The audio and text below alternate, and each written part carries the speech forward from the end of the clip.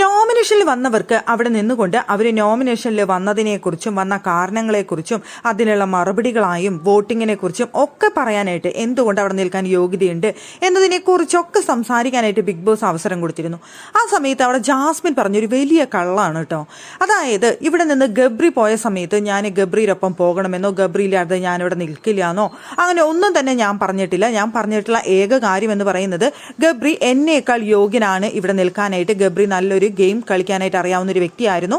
എന്തുകൊണ്ടും എന്നേക്കാൾ നല്ല ഇവിടെ നിൽക്കാനായിട്ട് യോഗ്യതയുള്ള ഗെയിം കളിക്കുന്ന വ്യക്തിയായിരുന്നു ഗബ്രി എന്നല്ലാതെ ഒരിക്കൽ പോലും ഞാൻ പോയിട്ട് കൺഫെഷൻ റൂമിൽ പോയിരുന്ന് കരഞ്ഞ് പറഞ്ഞിട്ടില്ല എനിക്ക് പോകണമെന്നോ എനിക്ക് ഗബ്രി ഇല്ലാതെ അവിടെ നിൽക്കാൻ പറ്റില്ല ഞാൻ പോകുന്നോ ഒന്നും തന്നെ ഞാൻ പറഞ്ഞിട്ടില്ല എന്ന് അവിടെ നിന്നിട്ട് ഒരു ഘോരാന്തരം ഒരു പ്രസംഗം നടത്തുന്നുണ്ടായിരുന്നു സത്യത്തിൽ ജാസ്മിൻ.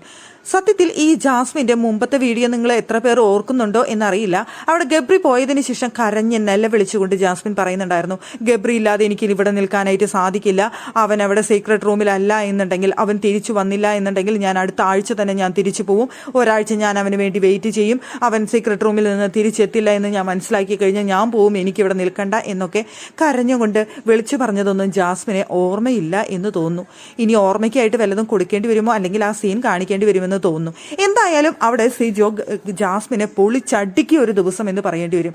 അല്ല, കാട്ടുതീയായിട്ട് വന്നിട്ട് സിജോ എന്താണ് കാട്ടുതീക്ക് വേണ്ടി അവിടെ ചെയ്തിട്ടുള്ളത് എന്ന് ഒരുപാട് പേര് ചോദിച്ചു എന്നുണ്ടെങ്കിൽ ഇന്ന് ശരിക്കും സിജോ കാട്ടുതീയായ ദിവസം തന്നെയായിരുന്നു എന്ന് പറയേണ്ടി വരും.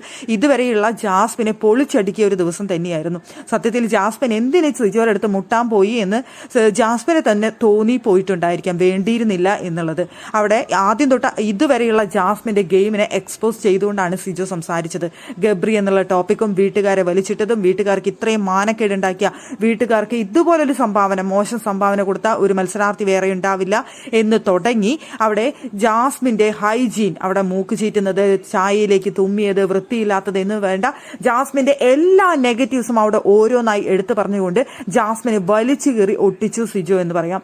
ജാസ്മിൻ ഇല്ലാതായി പോയ ഒരു ദിവസമായിരുന്നു എന്ന് തന്നെ നമുക്ക് പറയാം. ജാസ്മിൻ ആകെ പെട്ടുപോയി.